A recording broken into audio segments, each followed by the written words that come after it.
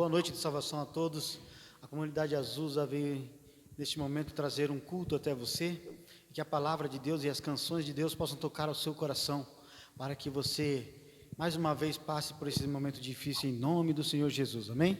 Senhor Deus e Pai, recebe nosso culto em nome do Teu Filho amado, para que possa, Senhor, chegar aos Teus lares, ó Deus. Abençoa aqueles que estão aqui, ó Pai, participando desse culto, e aqueles que irão receber e cultuar a Ti juntamente nos seus lares. Que cada um seja tocado pelo Teu Espírito Santo, ó Deus, com salvação e com conforto, em nome do Senhor Jesus, ó Deus, te pedimos.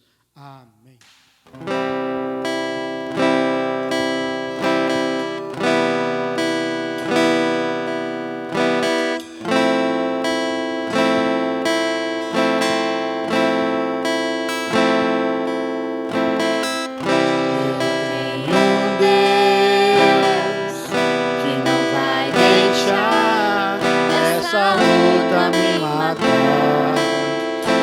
Desespero me tomar, por mais pressão que seja a situação, o controle ainda está na palma de suas mãos.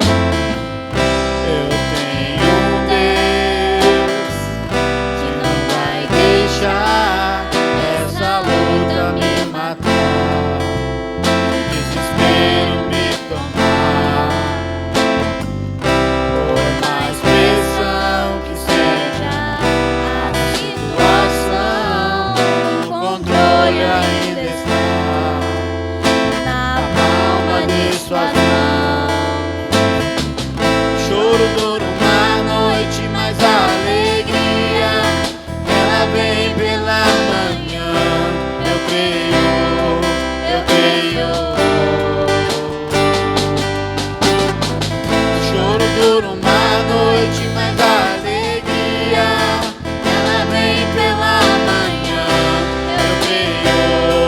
Eu creio,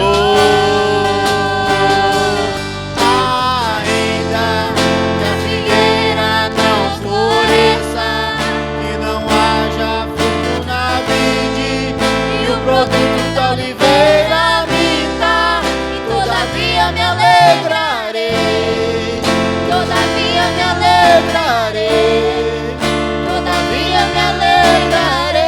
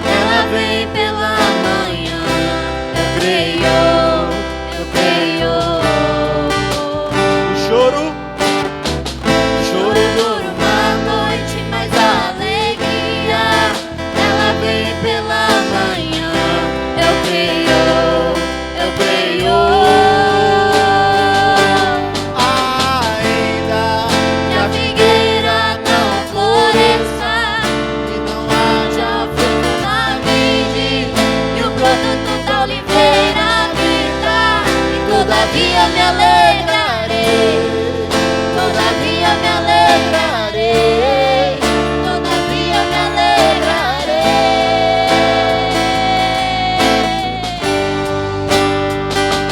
Ainda que a figueira não floresça, que não haja fruto na vide, que o produto da oliveira minta, e todavia me alegrarei.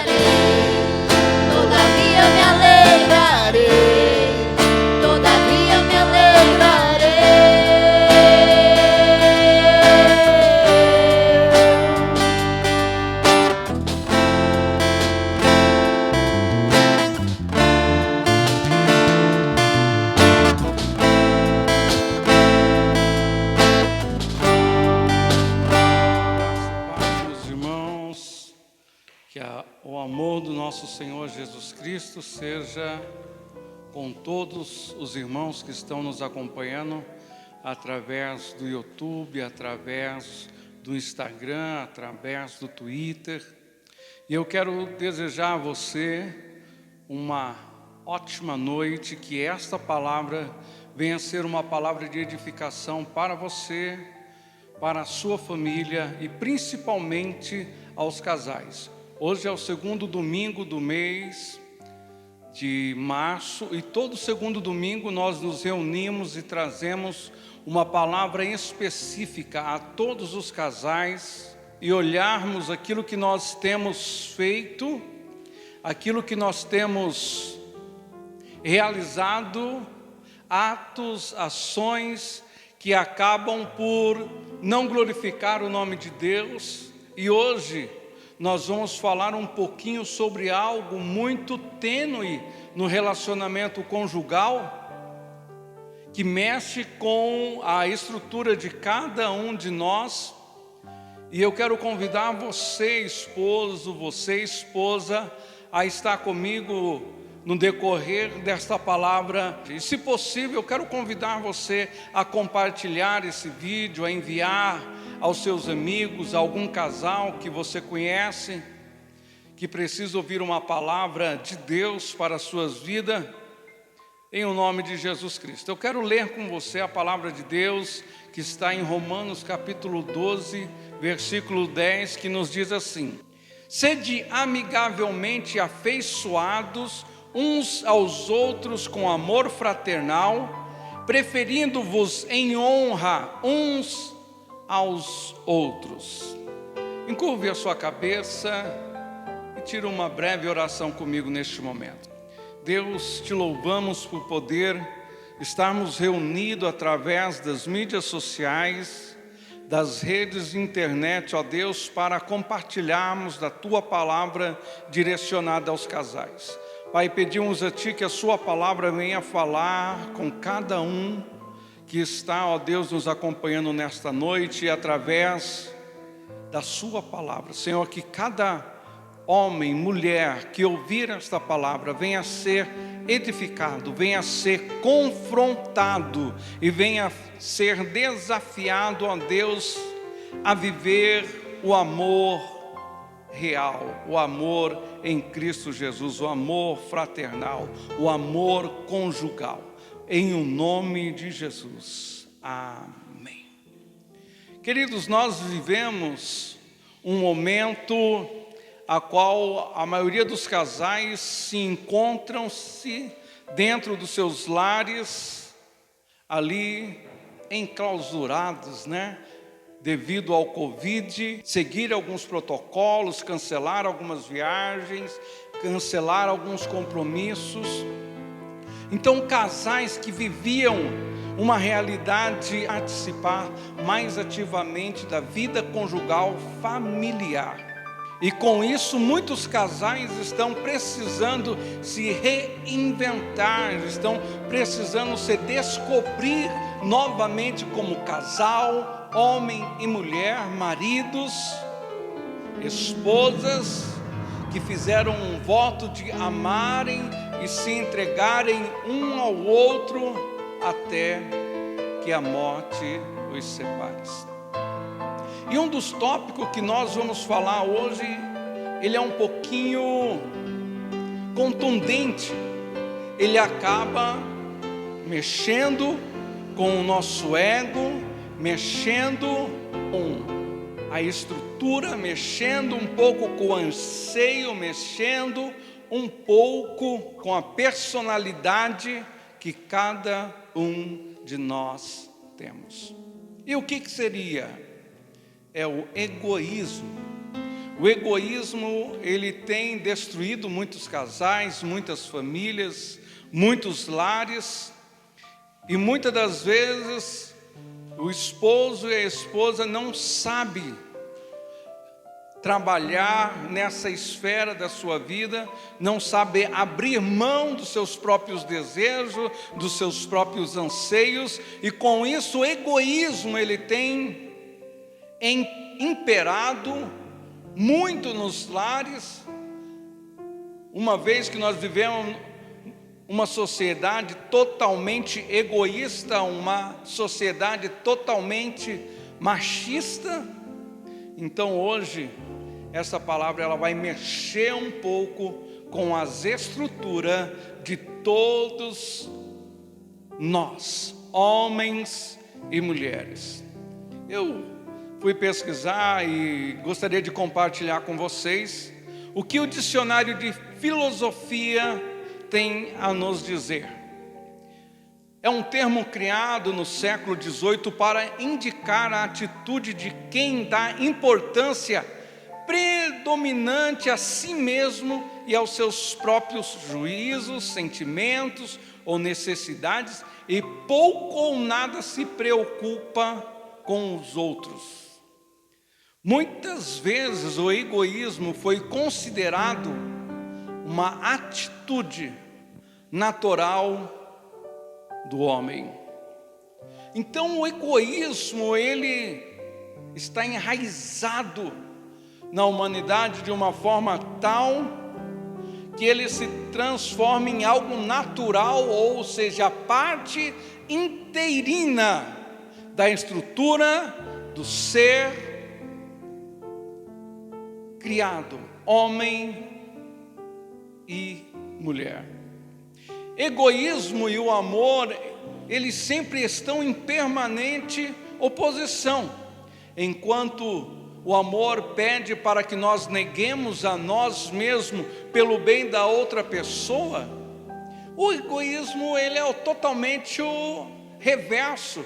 O egoísmo ele nos pressiona a concentrarmos em nossas próprias necessidades às custas das demais pessoas. O egoísmo é como uma enfermidade que asfixia nossa capacidade de amar. Quando escolhemos concentrar-nos em nós mesmos, nos tornamos difíceis de amar, difíceis de tratar, nos tornamos mais dependentes e suscetíveis em demasias a exigências. Então, quando as coisas não saem como nós esperamos, nós julgamos demais as pessoas com dureza, sem vermos as nossas próprias falhas. O egoísmo faz com que nós potencializamos as falhas daqueles que estão à nossa volta, quando os mesmos não conseguem atingir o nosso desejo, o nosso anseio, aquilo que nós esperamos que se faça em favor de nós. E quando isso acontece, o egoísta, a pessoa egoísta, ela não consegue ver que ela também não consegue atender às expectativas do seu cônjuge, mas a pessoa egoísta, ela se atira a ofender, ela se torna uma pessoa amarga, indesejável, uma pessoa de difícil convivência, porque ela só quer que se faça, que se cumpra o que ela deseja, e os anseios dela são prioridade na vida de todos aqueles que estão à sua volta. E isso no relacionamento conjugal elimina o amor, elimina a convivência, elimina o espírito de fraternidade, de amor, de convivência, de relacionamento, pois o egoísmo faz com que a pessoa se vê com as suas necessidades acima da necessidade de todos os demais. Por causa do pecado, irmãos, nós vivemos em um mundo onde somos presos aos nossos próprios interesses. O que vale é o que eu quero. O que é aceitável e o que é negociável é o que eu quero. O seu interesse, os seus anseios não atendem os meus anseios. Então, a pessoa egoísta, ela falou: você abre mão dos seus anseios e vivam as minhas expectativas, porque eu não vou viver as suas expectativas. Isso, irmão, abala todo relacionamento conjugal. Se eu amo a mim mesmo e amo aos meus irmãos como Cristo nos ama, nós abrimos mão dos nossos interesses para viver a expectativa do nosso cônjuge. Isso que é o amor. É você abrir mão de viver os seus interesses.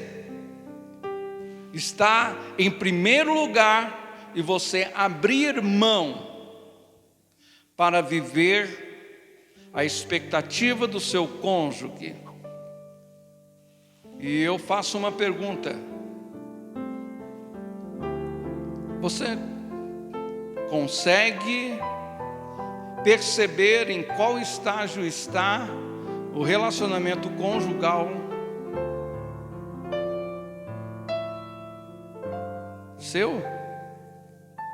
Você está conseguindo viver o amor em Cristo Jesus, a qual o amor através de Cristo Jesus nós vemos lá em João 3,16, porque Deus amou o mundo de tal maneira que deu o seu Filho unigênito, para que todo aquele que nele crê não pereça, mas tenha a vida eterna. Ou seja, Deus abriu mão de seu Filho. Você consegue abrir mão dos seus próprios interesses?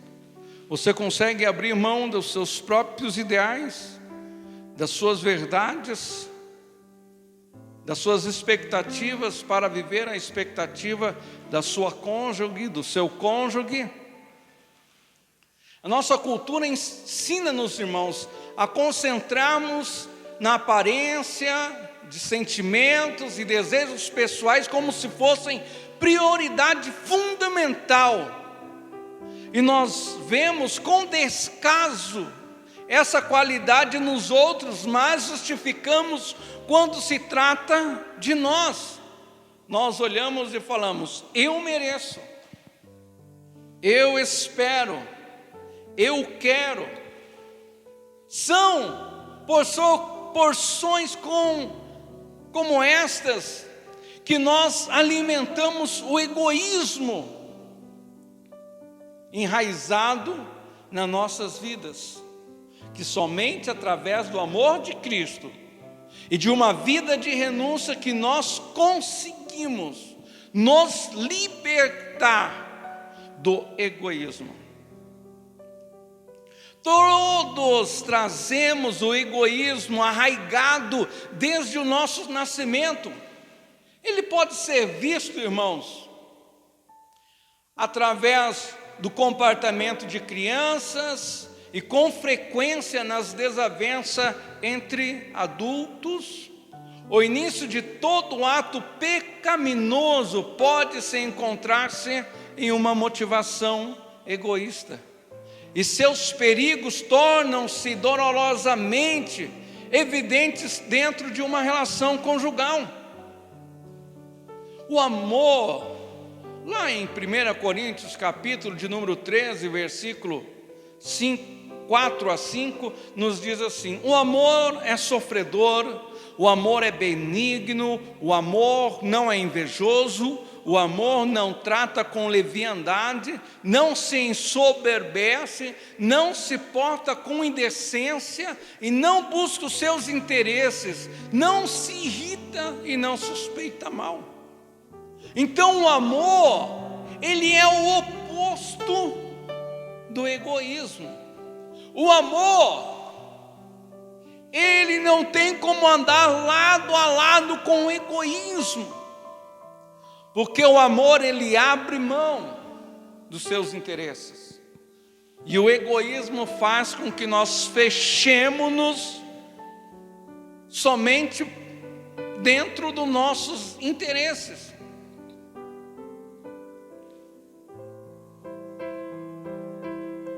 O relacionamento conjugal não pode ser vivido assim, numa esfera de egoísmo. O relacionamento conjugal, ele tem que ser vivido através de uma vida em harmonia com os princípios de Cristo. O princípio da renúncia, o princípio de colocar os seus desejos, os seus anseios em segunda instância e privilegiar o seu cônjuge.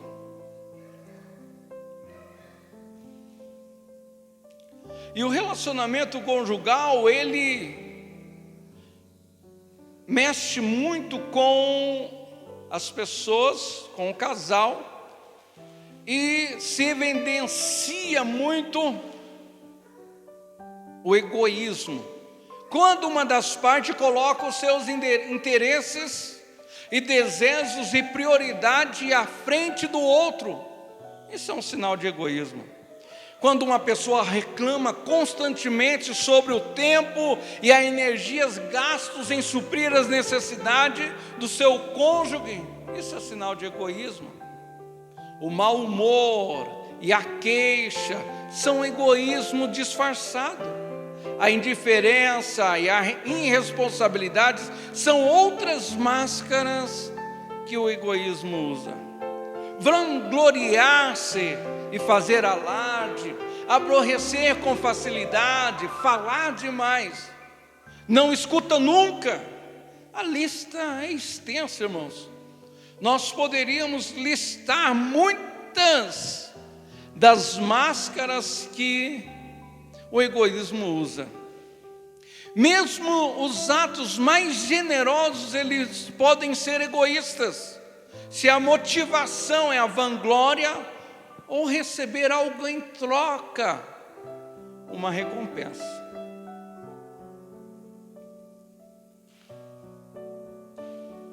Se você já fez isso, algo para o seu cônjuge, com a expectativa de receber algo em troca, uma recompensa, você foi egoísta.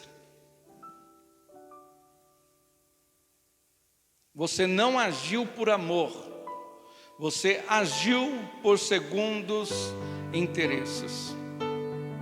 E isto é mal aos olhos de Deus. Como está sendo sua percepção nesta palavra? Você se concentrou na tendência do seu cônjuge de fazer algumas destas coisas, né? Porém ignorou a sua. Porque os nossos parâmetros são tão baixos para nós mesmos e a expectativa é tão alta para os nossos cônjuges. A resposta é cruel. Todos lutamos com o egoísmo. Em resumo, você toma decisões por amor a outros ou por amor a você mesmo. Porém, como nós lemos agora em 1 Coríntios 13, 5, o amor, ele não busca os seus próprios interesses. A beleza disso é que se encontra na satisfação do bem-estar dos demais. Pessoas amorosas se sentem satisfeitas em seus casamentos, estão decididas a abaixar a cabeça e cuidar do outro ser humano com quem decidiu compartilhar a vida. Compreenderam que ao se casarem, entregaram-se por completo e abriram mão de viver para si mesmas, para poder viver para o seu cônjuge. Trata-se de pôr a felicidade do outro acima da sua própria felicidade. Quanto ambos entendem isso, o casamento é vivido com toda a intensidade. Privilegiar o amor ao seu cônjuge fará com que você diga não ao que você quer, e sim ao que o seu cônjuge necessita. Isso não quer dizer que você não possa se satisfazer, mas não invalida a felicidade do seu cônjuge em função dos seus próprios interesses. Além do mais, o amor traz liberdade interior e ajuda a nos libertarmos da ansiedade que produzem expectativas pouco realistas e as exigências insatisfatórias. Quando se prioriza o bem-estar do cônjuge, ocorre uma satisfação inigualável que as ações egoístas não podem reproduzir. O caminho do amor, irmãos, é uma via de mão dupla.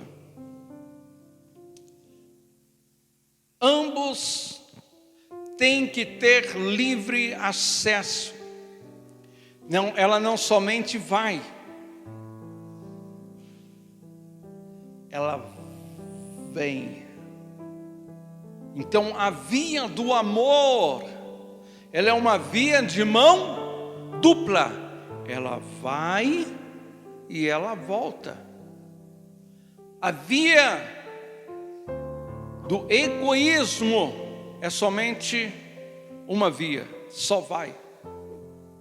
Então, como que nós estamos caminhando? Nós estamos numa via de mão dupla, a qual ambos, o casal, consegue entender que um tem que abrir mão dos seus interesses para viver o bem comum do seu cônjuge e o vice-versa. O amor é um caminho de duas vias, irmãos, vai e volta. Ele tem que ser, como que eu posso dizer? O amor, ele tem que ser correspondido. Como que nós estamos correspondendo ao amor que nos é dado? Como que você, esposo, homem, tem correspondido ao amor que a sua esposa o tem atendido? Você, mulher, esposa, como que você tem correspondido ao amor que o seu esposo tem lhe dado? Esta é uma via de mão dupla. Casamento que não existe esta via de mão dupla, não é um casamento, é uma prisão. E quando se está dentro de uma prisão, o desejo é estar em liberdade. Se você que está me ouvindo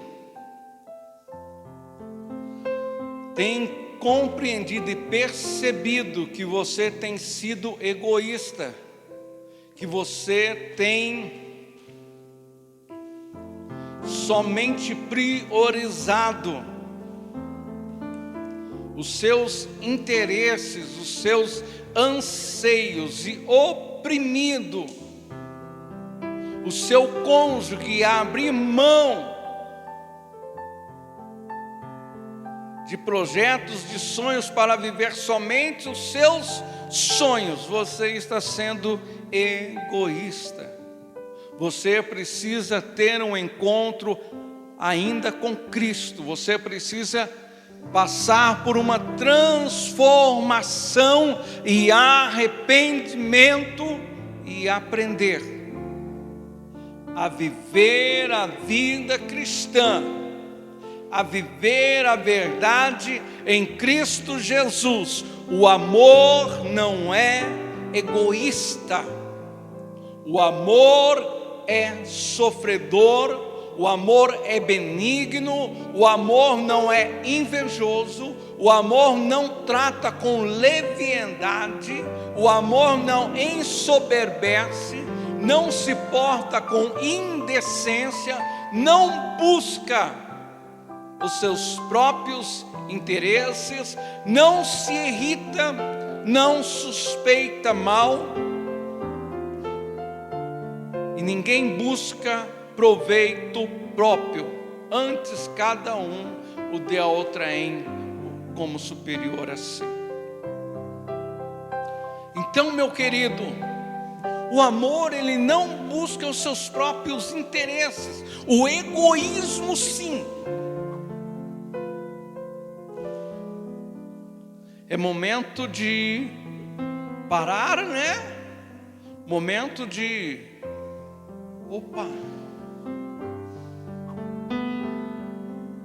eu estou sendo egoísta,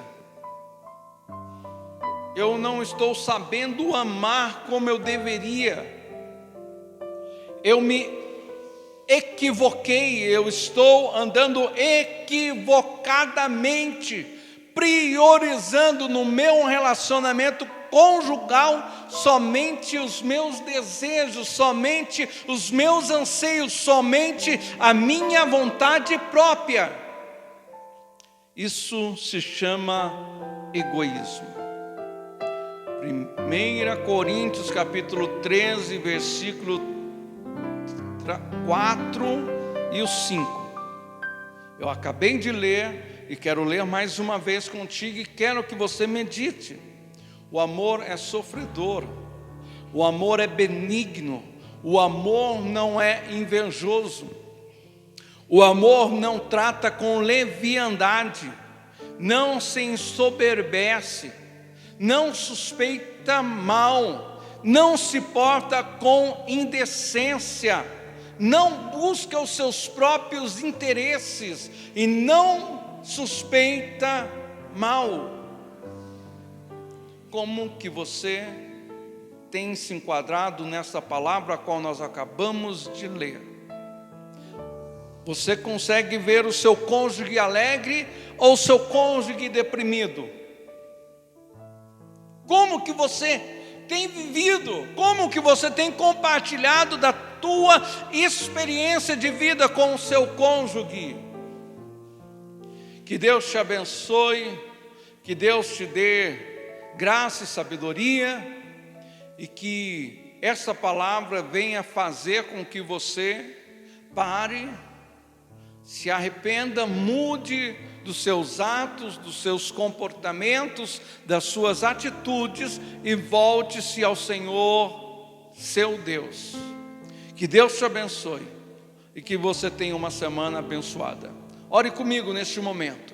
Senhor Deus, te louvamos por esta palavra, te louvamos, Senhor, porque temos reconhecido, ó Pai, que nós precisamos de mudança, que nós precisamos ser um esposo, uma esposa melhor, que nós precisamos voltar à sua palavra, que nós precisamos, Senhor, a ter uma mudança de atitude.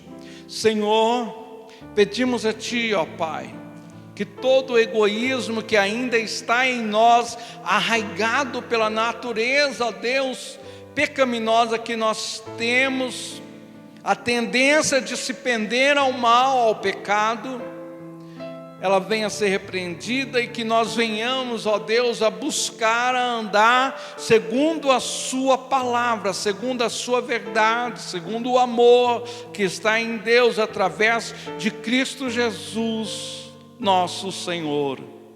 Amém.